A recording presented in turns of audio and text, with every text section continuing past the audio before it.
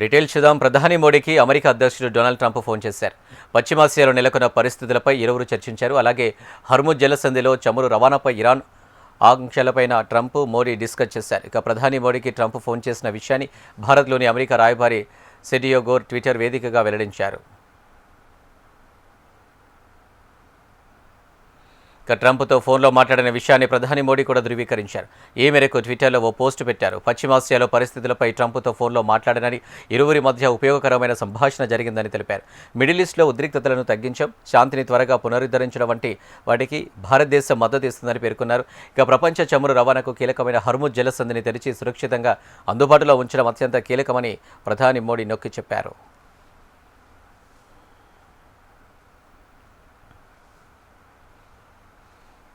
దేశంలో సరిపడా క్రూడ్ నిల్వలున్నాయని ప్రధాని మోడీ స్పష్టం చేశారు. అవసరమైన చోట పీఎన్జీ కనెక్షన్కు ప్రాధాన్యం ఇవ్వాలని సూచించారు. యుద్ధం నేపథ్యంలో దేశంలో గ్యాస్ చమురు కొరతను ఎదుర్కొనేందుకు రిఫైనరీల సామర్థ్యం పెంచినట్లు తెలిపారు.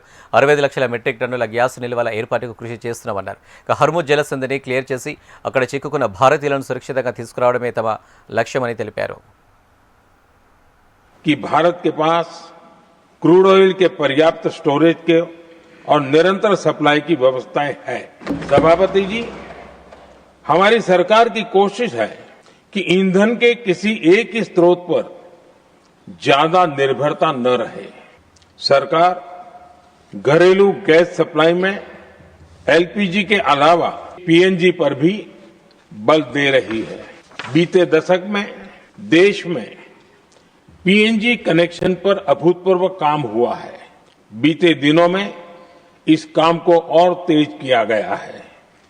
साथ ही एलपीजी के घरेलू उत्पादन को भी बड़े पैमाने पर बढ़ाने का प्रयास किया जा रहा है। सभापति जी, बीते वर्षों में सरकार का निरंतर प्रयास रहा है कि हर सेक्टर में दूसरे देशों पर निर्भरता कम से कम हो, हम ज्यादा से ज्यादा आत्मनिर्भर हो, यही एकमात्र विकल्प है।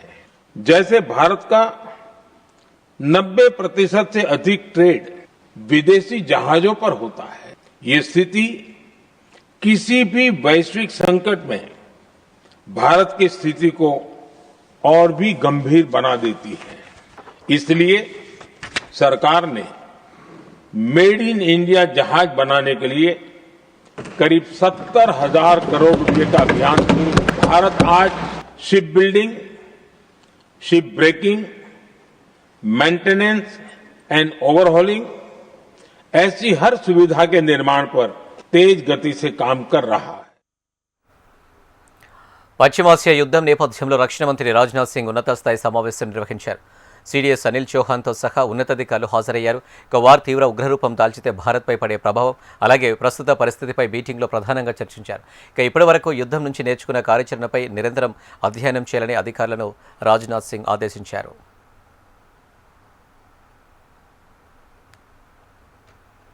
ఇరాన్ తన అత్యున్నత భద్రతా సంస్థకు కొత్త అధిపతిగా మహమ్మద్ బఘీర్ జుల్గాదర్ను నియమించింది. గత వారం జరిగిన దాడిలో మరణించిన అలీ లారిజాన్ని స్థానంలో ఆయన నియమితులయ్యారు. ఈ నిర్ణయాన్ని ప్రభుత్వం ప్రకటించగా ప్రభుత్వ మీడియా నివేదించింది. జుల్గాదర్ ఎప్పుడు దేశ సుప్రీం నేషనల్ సెక్యూరిటీ కౌన్సిల్కు నాయకత్వం వహిస్తారు. తెలంగాణలో ఎమ్మెల్యేల ఫిరాయింపుల పర్వం మరోసారి హైకోర్టు గడప తొక్కింది. 9 మంది ఫిరాయింపు ఎమ్మెల్యేలపై బీఆర్ఎస్ పార్టీ కోర్టును ఆశ్రయించింది. స్పీకర్ ఇటీవల ఇచ్చిన తీర్పును సవాల్ చేస్తూ పిటిషన్ దాఖలు చేసింది. వారంతా బీఆర్ఎస్లోనే ఉన్నారన్న స్పీకర్ ప్రకటనపై అభ్యంతరం తెలిపింది. మరోవైపు గూడెం మహిపాల్ రెడ్డి తీరు తెలంగాణ రాజకీయాల్లో హాట్ టాపిక్గా మారింది. మున్సిపల్ ఎన్నికల్లో బీఆర్ఎస్ అభ్యర్థులను ఆయన గెలిపించారు. తాను పార్టీలోనే ఉన్నానన్న సంకేతాన్ని మహిపాల్ రెడ్డి స్పష్టంగా ఇచ్చారు. అయితే మిగిలిన 9 మంది ఎమ్మెల్యేలపై అనర్హత వేటు వేయాలని బీఆర్ఎస్ కోరుతుంది. ఈ పిటిషన్ రేపు విచారణకు రానుంది. అసెంబ్లీలో గ్యాస్ కొరతపై చర్చించాలంటూ గన్ పార్క్ దగ్గర బీఆర్ఎస్ నేతలు నిరసన తెలిపారు. యుద్ధ ప్రారంభమైన తర్వాత దేశవ్యాప్తంగా గ్యాస్ కొరత ఎక్కువ అయిందన్నారు. గ్యాస్ కొరతతో సామాన్య మధ్య తరగతి ప్రజలు ఇబ్బంది పడుతున్నారని చెప్పారు.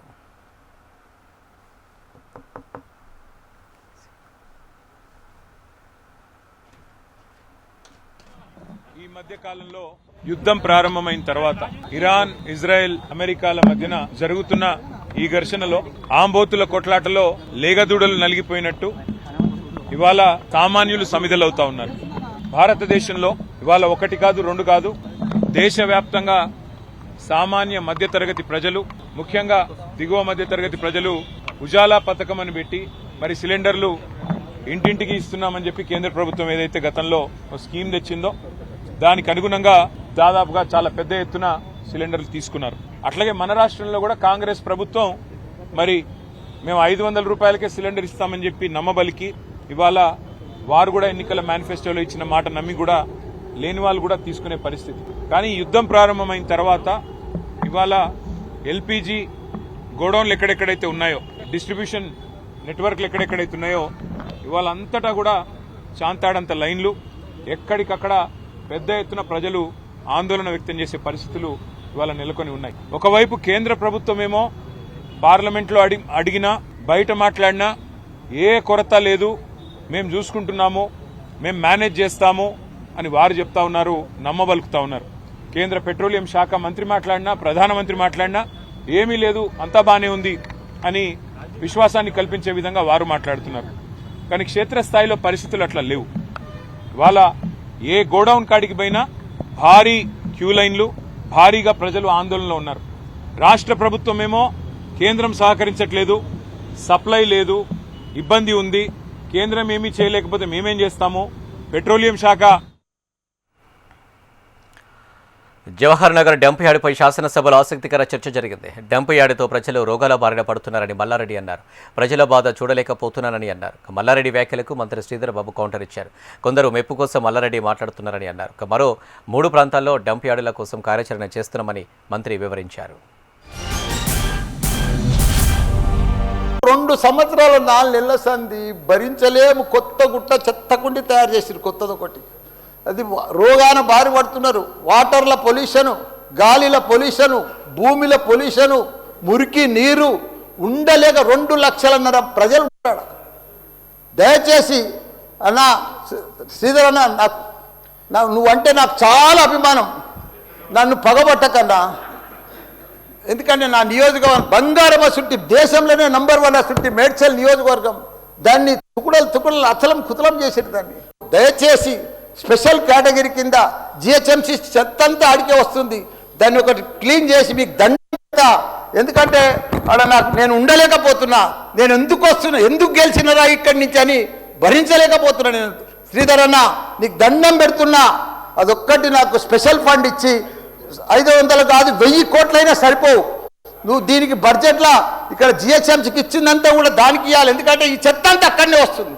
అక్కడ కూడా ప్రజలన్నా, పేద ప్రజలన్నా, డెవలప్ లేదన్నా, మోరీలు లేవన్నా, రోడ్లు లేవన్నా, లైట్లు లేవన్నా, చచ్చిపోతున్నారన్నా, రోజు ఒకరు చచ్చిపోతున్నారన్నా, హాస్పిటల్ బారిన పడుతున్నారన్న ప్రజలంతా. నేను చూడలేకపోతున్నా, నేను భరించలేకపోతున్నా. నీకు దండం పెడతా, ఇదొక్కటి నాకు స్పెషల్. ఒక్కసారి మీరు ఇన్స్పెక్షన్ చేసి అక్కడ రావాలని కూడా కోరుతున్నా. మీరు ఈ నడుమ ఇనాగ్రేషన్ కూడా వస్తలేరన్నా, ఆ మహేందర్ రెడ్డిని పంపిస్తురన్నా, మీరు కావాలనే వస్తురన్నా, కుట్ర పంపుతురన్నా, నా మీద కుట్ర పంపుతురన్నా. మా మల్లారెడ్డి సాబ్ వారంటే మా గౌరవం అధ్యక్ష. ఫస్ట్ ఆఫ్ ఆల్ పెళ్లి చేసుకునేందుకు హృదయపూర్వకంగా శుభాకాంక్షలు తెలియజేస్తా ఉన్నాం అధ్యక్ష. కొత్త పెళ్లి కొడుకు కదా, కొత్తగా వచ్చిండ్రు, వచ్చిన సందర్భంలో అన్ని నిజాలే మాట్లాడతారా అనుకున్నా అధ్యక్ష. ఈ సందర్భంలోన నిజాలు మాట్లాడితే బాగుంటుండే అధ్యక్ష. మళ్ళా అదే విధమైన ప్రయత్నం చేసిండ్రు పెద్దలు మల్లారెడ్డి గారు. ఈరోజు మీరు చెప్పిన అంశాన్ని దృష్టిలో పెట్టుకుంటాం మల్లారెడ్డి గారు. దానికి సంబంధించిన వాసనగా సంబంధించి కానీ అనేక సంబంధించి కానీ ఈరోజు ఆల్టర్నేటివ్ సైట్ని డెవలప్ చేసే కార్యాచరణ తీసుకుంటాం. ఒకటే డంప్ యార్డ్ కాదు అధ్యక్ష. ముఖ్యమంత్రి గారు 4 మూలల్లో కూడా మొత్తం హైదరాబాద్కి సంబంధించిన చెత్త చెదారం ఒకటే ప్రాంతంలో ఈరోజు జవహర్ నగరే కాకుండా 4 కనీసం 3 ప్రాంతాలను ఎంపిక చేయాలని ఒక కార్యాచరణ తీసుకొని పోతా ఉన్నాం. ఆల్టర్నేట్ సైట్ని కూడా డెవలప్ చేస్తూ ఉన్నాం. కొత్త టెక్నాలజీస్ మీకేమైనా ఉంటే చెప్పండి, మేము కూడా కొత్త టెక్నాలజీస్ అన్వేషణలో ఉన్నాం. ఫౌల్ స్మెల్ రావద్దు, లీజింగ్, మరి ఐఐటి బాంబే ప్రొఫెసర్స్కి సంబంధించి వారి గైడెన్స్ పరంగా స్మెల్లింగ్ అండ్ బ్లీచింగ్కి సంబంధించిన అంశం విషయంలో వారి ఆలోచనలు తీసుకుంటా ఉన్నాం. ఆ కార్యాచరణలోనే ముందుకెళ్తా ఉన్నాం అధ్యక్ష. బీజేపీ సభ్యులపై మంత్రి పొన్నం ప్రభాకర్ ఫైర్ అయ్యారు. బీజేపీలో ఉంటేనే హిందువులా తాము బొట్టుకోమా అని ప్రశ్నించారు. అసెంబ్లీ ముందుకు వచ్చి లొల్లి చేస్తారు, నియంతృత్వ ప్రభుత్వమని విమర్శలు చేస్తారని అన్నారు. బీజేపీ తెలంగాణకు ఏం తెచ్చిందో చెప్పి మాట్లాడాలని డిమాండ్ చేశారు. బీజేపీ ఉంటే హిందువులా? ఇది చాలా పెద్ద అబద్ధమైనటువంటి ప్రచారం అధ్యక్ష. ఎంతసేపు మేమే దేశము సింగిల్ ఏంది అధ్యక్ష? ఇది తెలంగాణకు తెచ్చి మాట్లాడరు, లేకపోతే దుకాణం తాళం వేసుకోండి.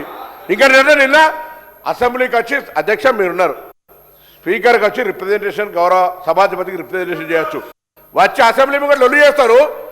మమ్మల్ని అరాచకంగా నియంతృత్వంగా నియంతృత్వ ప్రభుత్వం విమర్శ చేస్తారు. ఏం అధ్యక్ష, ఏం లాంగ్వేజ్ అది?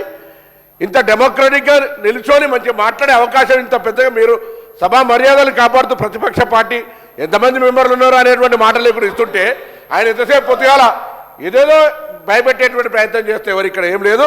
భారతీయ జనతా పార్టీ తెలంగాణకి ఏం తెచ్చిందో చెప్పి మాట్లాడమని చెప్పి కోరుతా ఉన్నాం. ఎల్బీనగర్ హయత్ నగర్ వరకు ఎలివేటెడ్ కారిడార్ నిర్మాణంపై కేంద్రం DPR తయారు చేస్తుందని రోడ్లు భవనాల శాఖ మంత్రి కోమటిరెడ్డి వెంకటరెడ్డి తెలిపారు. నగరంలో ట్రాఫిక్ రద్దీని తగ్గించేందుకు ప్రణాళికతో ముందుకు వెళ్తున్నామని తెలిపారు.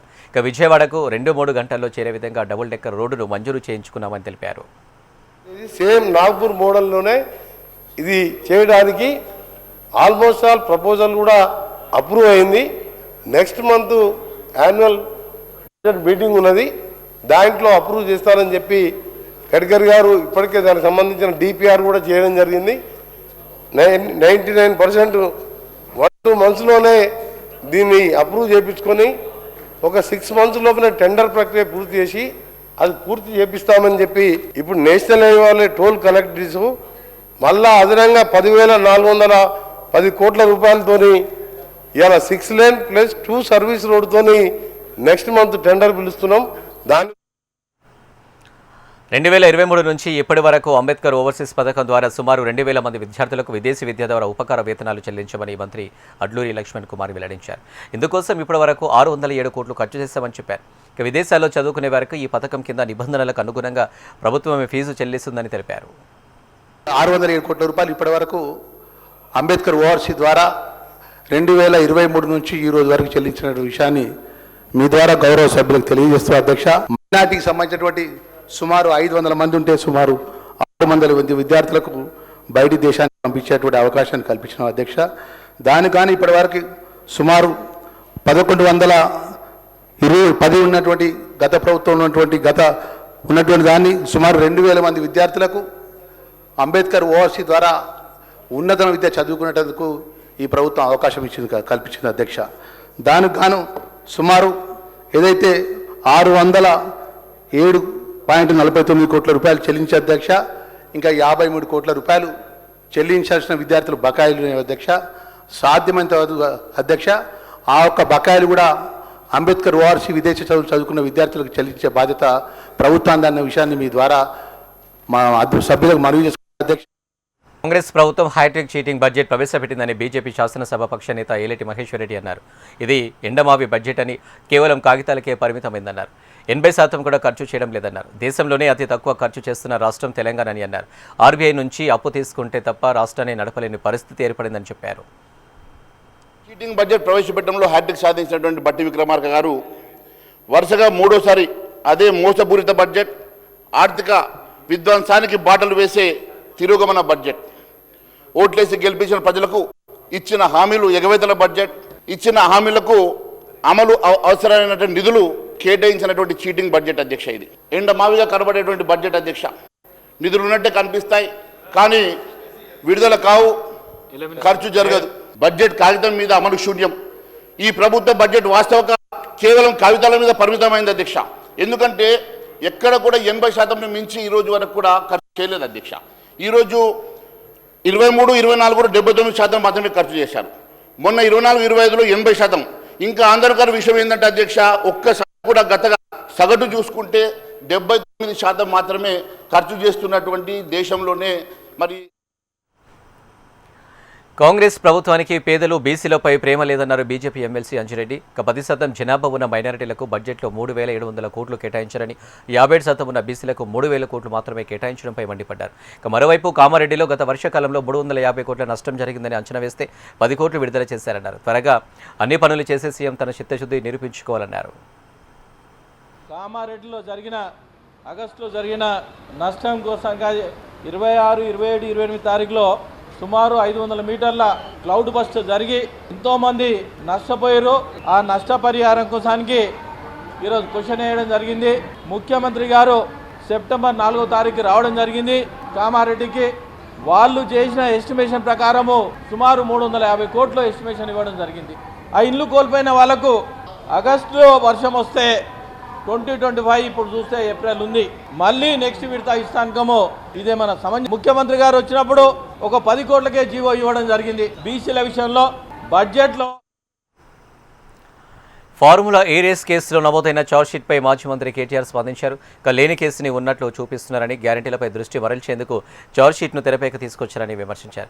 ఫార్ములా రేస్లో బ్యాంక్ టు బ్యాంకు లావాదేవీలు జరిగాయన్న కేటీఆర్ ఆ డబ్బులు అవసరమైతే వెనక్కి తీసుకోవచ్చని తెలిపారు. తాము ఎవరికి లబ్ధి చేకూర్చామో ఛార్జ్షీట్లో ఎందుకు ప్రస్తావించలేదని ప్రశ్నించారు. రూపాయి పోనప్పుడు కేసు ఎలా ఉంటుందన్న కేటీఆర్ న్యాయస్థానంలోనే తేల్చుకుంటామని తెలిపారు.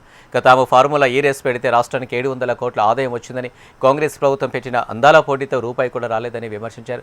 అందాల పోటీల కోసం పెట్టిన 200 కోట్లు ఖర్చు గురించి ఎవరిపై కేసు పెట్టాలన్నారు కేటీఆర్. మెస్సీతో ఫుట్బాల్ ఆడాలన్న సరదా కోసం కోట్లు ఖర్చు చేశారని ఆరోపించారు.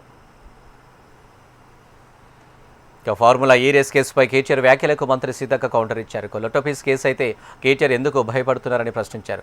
కేటీఆర్ది మేకపోతు గంభీర్యమని ఎద్దేవా చేశారు. తన కోసం అధికారులను వేధించొద్దని, కపట ప్రేమ చూపిస్తున్నారని, అధికారులపై ప్రేమ ఉంటే రెడ్ బుక్లో పేరు రాస్తున్నాం, అందు చూస్తామని ఎందుకు అంటున్నారని ప్రశ్నించారు. అధికారులను వాడు వీడు అని కేటీఆర్ మాట్లాడడం సంస్కారమా అంటూ ఫైర్ అయ్యారు. కోమటిరెడ్డి రాజగోపాల్ రెడ్డి మంత్రి పదవిపై కీలక వ్యాఖ్యలు చేశారు. తాను మంత్రి పదవి కోసం పాకులాడటం లేదని, ఏ పదవి లేకున్నా రాజగోపాల్ రెడ్డికి ప్రజల్లో గౌరవం ఉంటుందని స్పష్టం చేశారు. తనకు మంత్రి పదవి ఇస్తే కాంగ్రెస్ పార్టీకి, రాష్ట్ర ప్రభుత్వానికి మంచి పేరు వస్తుందన్నారు. కాంగ్రెస్ మళ్లీ అధికారంలోకి రావాలంటే నాలాంటి తెలంగాణ ఉద్యమకారుల సేవలు అవసరమని తెలిపారు. మంత్రి పదవి వచ్చినా రాకున్నా ఉన్నది ఉన్నట్లు మాట్లాడతానన్నారు రాజగోపాల్ రెడ్డి. అసెంబ్లీ ఎన్నికలప్పుడు, లోక్సభ ఎన్నికలప్పుడు తాను వెంకటరెడ్డి అన్నదమ్ములమన్న విషయం తెలియదా అంటూ ప్రశ్నించారు. మంత్రి పదవి ఇస్తామని గతంలోనే అధిష్టానం హామీ ఇచ్చిందన్న కోమటిరెడ్డి ఇప్పుడు ఏం చేస్తారో తెలియదన్నారు. తనకు రేవంత్ రెడ్డితో ఎలాంటి ఇబ్బంది లేదని క్లారిటీ ఇస్తూ నిన్న సీఎంతో ప్రత్యేకంగా భేటీ జరగలేదని చెప్పారు. మతం మారిన వారికి ఎస్సీ రిజర్వేషన్లు వర్తించవంటూ సుప్రీంకోర్టు ఇచ్చిన తీర్పును బీజేపీ రాష్ట్ర అధ్యక్షుడు రామచంద్రరావు స్వాగతించారు. ఈ చారిత్రాత్మక తీర్పు బాబాసాహెబ్ అంబేద్కర్ ఆశయాలను రక్షిస్తుందన్నారు. తెలంగాణలో దీనిని తక్షణమే అమలు చేసి అర్హులైన నిజమైన దళితులకు న్యాయం చేయాలని ఆయన డిమాండ్ చేశారు. జల్ జీవన్ మిషన్ 2.0పై కేంద్ర ప్రభుత్వంతో ఏపీ ప్రభుత్వం ఎంఓయూ కుదుర్చుకుంది. ఢిల్లీలోని కేంద్ర జలశక్తి మంత్రిత్వ శాఖలో అధికారులు సంతకాలు చేశారు. ఈ కార్యక్రమంలో కేంద్ర మంత్రి సిఆర్ పాటిల్, జూమ్ ద్వారా CM Chandrababu, deputy CM Pawan Kalyan పాల్గొన్నారు.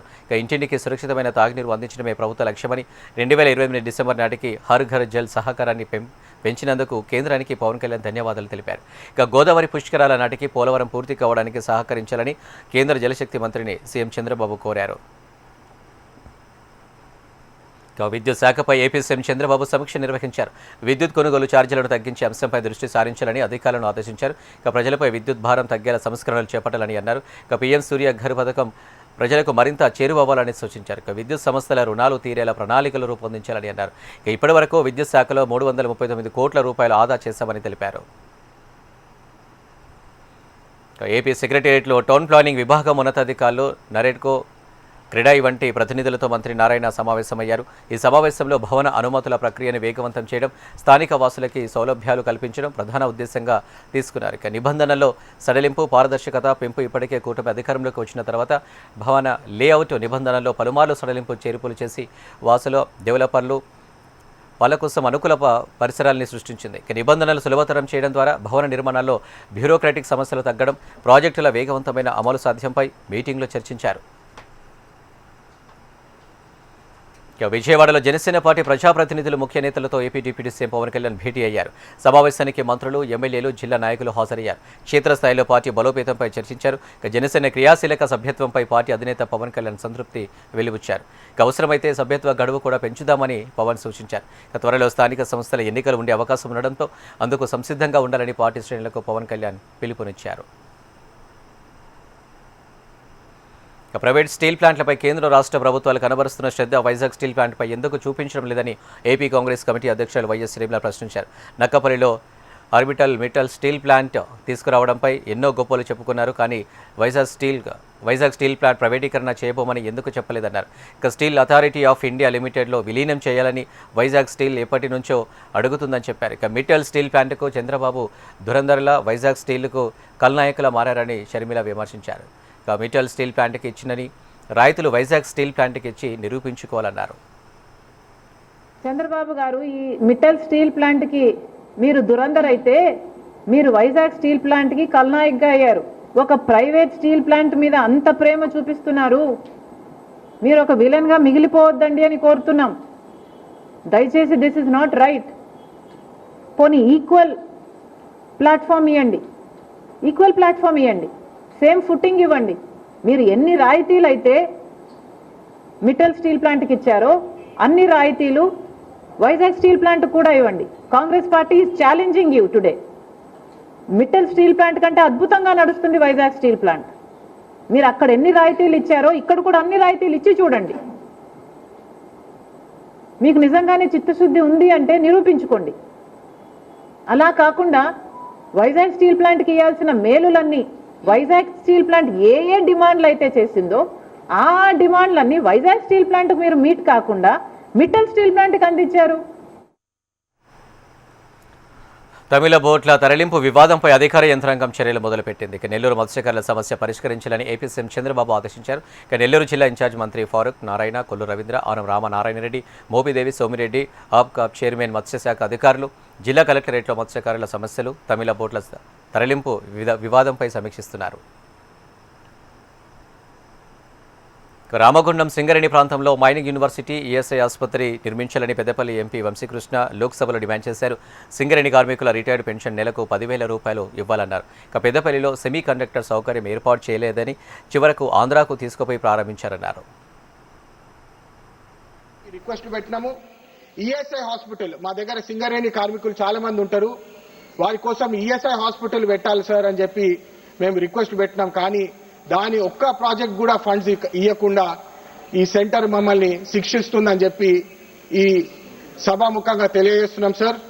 ముఖ్యంగా సింగరేణి కార్మికుల కోసం రిటైర్డ్ పెన్షన్ 10,000 రూపాయలు నెలకి ఇవ్వాలి, వాళ్ళ చేంజ్ చేయాలని చెప్పి, ఎన్హాన్స్ చేయాలని చెప్పి అనేక రిప్రజెంటేషన్లు ఇచ్చినాం సార్. కానీ దానికి మీరు ఫండ్స్ ఇవ్వరు. కానీ ట్యాక్స్ హాలిడేస్, డేటా సెంటర్స్ అని చెప్పి ఫారెన్ లో కూర్చున్న వాళ్ళ కోసము అయితే లక్షలాది కోట్లు మీరు ట్యాక్స్ రిలీఫ్ ఇస్తున్నారని చెప్పి సభాముఖంగా తెలియజేస్తున్నాం సార్. సార్ మేము సెమీ కండక్టర్ ఫెసిలిటీ కావాలని చెప్పి పెద్దపల్లిలో 1,000 కోట్లతోటి సెమీ కండక్టర్ ఫెసిలిటీ పెడితే మాకు చాలా మందికి ఉపాధి కల్పిస్తామని చెప్పి రిప్రజెంటేషన్ చేసి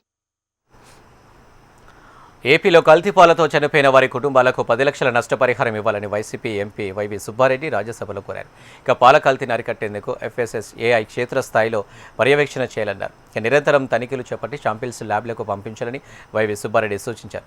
కల్తీపాలతో ఎంతో మంది ప్రాణాలు కోల్పోతున్నారని, లాలపేటలో కల్తీపాల వల్ల 16 మంది చనిపోయారని తెలిపారు. Sir, a major milk alteration was busted in Kamsawadi area of Andheri, West Mumbai in December 2025. Recent reports in Punjab shows that 47% failure rate for milk and dairy products tested during 2024-25. Authorities busted a factory in Sabarkantha that had been producing milk and buttermilk using detergent and urea. And the latest one is reported in Andhra Pradesh in February-March 2026. Sir, 16 people, mostly elderly and children, dead in Lala Cheru, Chowdi, Srinagar in Rajahmundry, Andhra Pradesh. So far this month, due to milk adulteration, and many people are still in hospital, sir. It is heart-rending that poor people dead due to milk adulteration.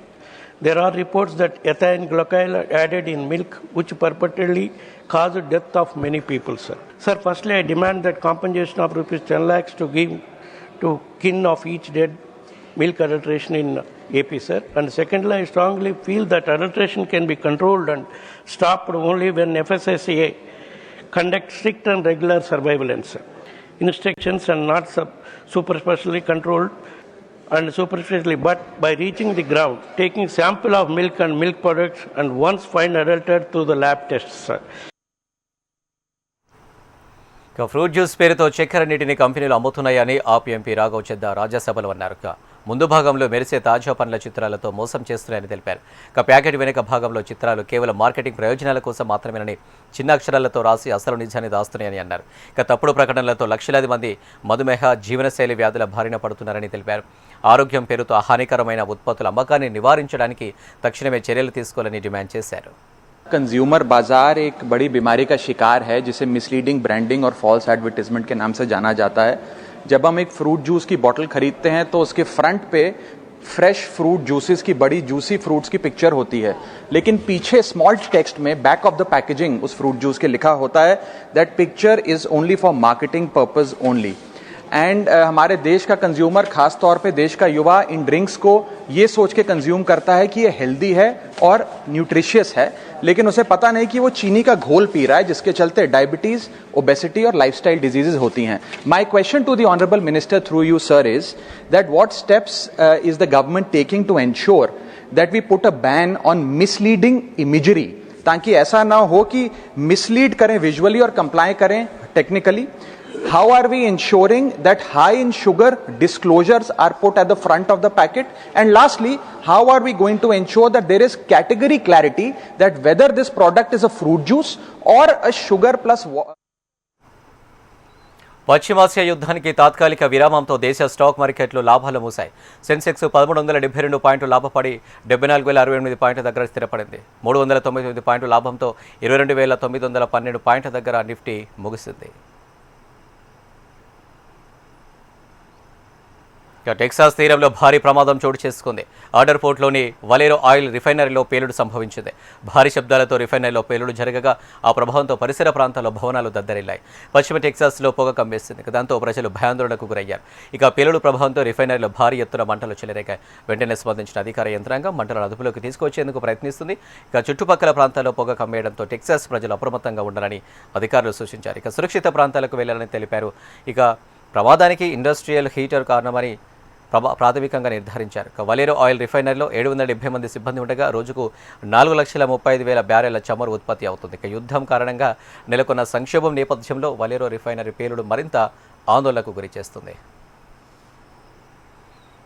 UP MIM అధ్యక్షుడు షౌకత్ అలీ వివాదాస్పద వ్యాఖ్యలు చేశారు. MIM కార్యకర్తలను ఉద్దేశించి ప్రసంగించిన షౌకత్ అలీ ముస్లింలను encounter చేస్తే చంపేస్తామంటూ hot comment చేశారు.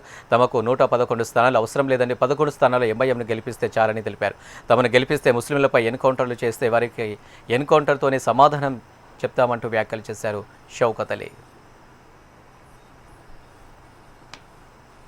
ఇవి అప్డేట్స్. మరిన్ని అప్డేట్స్ కోసం చూస్తూనే ఉండండి HM TV.